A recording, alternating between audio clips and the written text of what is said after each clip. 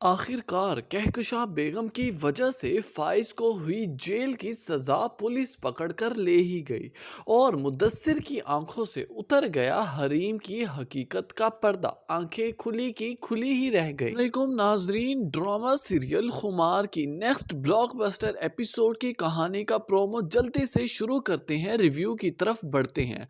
नाजरीन, जैसा कि आपने देखा पिछली एक साथ में कि अब बहुत सारे तमाशे लग गए कहकशां बेगम के घर में सिर्फ और सिर्फ इस औरत की चालाकियों और साजिशों की वजह से। अपने ही बेटे को जेल की सलाखों के पीछे भिजवाने में अच्छा खासा हाथ इसी ही औरत का है।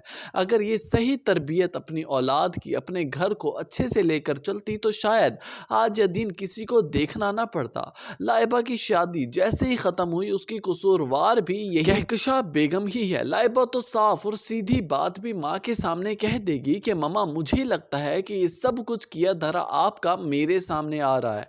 जिस तरह आपने हरीम भाभी के साथ जलाइम किए, जुल्म किए, उन्हें घर से निकाला, शायद उसी की सजा आज मुझे भुगतनी पड़ रही है सिर्फ आपकी वजह से।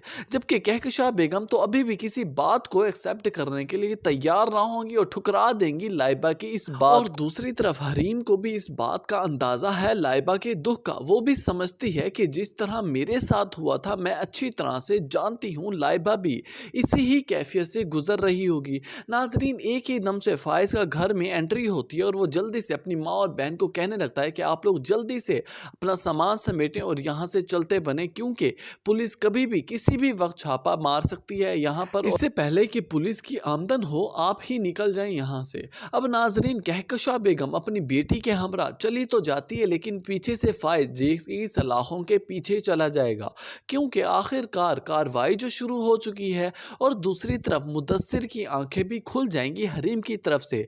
जैसे ही हरीम की तबीयत खराब हुई, उसे हॉस्पिटल लेकर गया और पता चला कि हरीम तो प्रेग्नेंट है, एक बच्चे की मां बनने वाली है। डॉक्टर्स की ये इतला के बाद मुदस्सिर की तो आंखें खुली की खुली ही रह जाएंगी।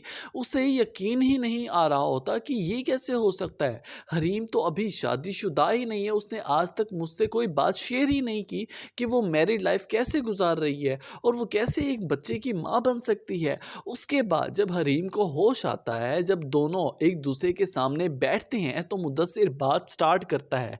कहने लगता है कि हरीम, तुमने मुझे तो आज तक नहीं बताया कि तुम मैरिड हो। आखिर तुमने मुझसे क्यों छुपाई ये बात। अब हरीम भी हिचकिचा रही होगी, जबकि मुदस्सिर कहने लगेगा कि ठीक है, अगर तुम अनकंफर्टेबल हो तो तुम्हें बताने की ज़रूरत नहीं है।